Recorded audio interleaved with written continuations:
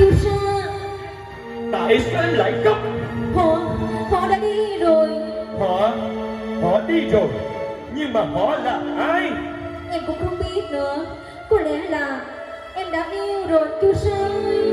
Trời ơi, ôm nhắc mà cũng biết yêu nữa hả?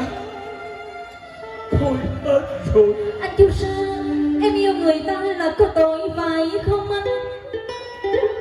Không, yêu nhau không bao giờ có tội. Nhưng anh chỉ muốn nói với em một điều mà từ bấy lâu nay anh ấm ấp mãi trong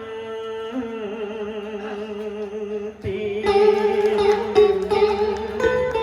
Mà giờ đây đã muộn rồi, anh có còn gì nữa đâu để nhớ thương kỷ niệm ở trong đời.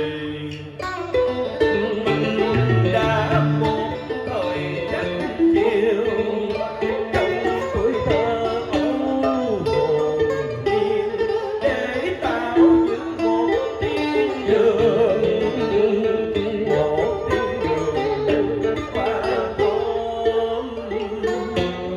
Lời anh nói ra em không hiểu được gì. Anh đã buồn đã khổ vì ai và bữa lâu rồi cho mãi đến ngày hôm nay. Đã từ lâu anh muốn nói với em điều quan trọng, nhưng cứ lặng canh theo ngày anh lặng lùng. Anh muốn nói với em một người nỗi đau sâu vì yêu.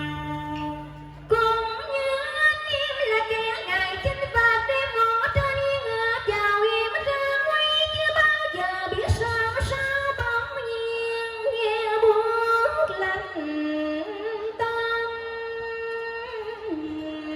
hồn. Nhìn ai trôi lòng không sắc sẽ buồn, lòng dường tâm em giờ nghe mềm yếu đi một lần.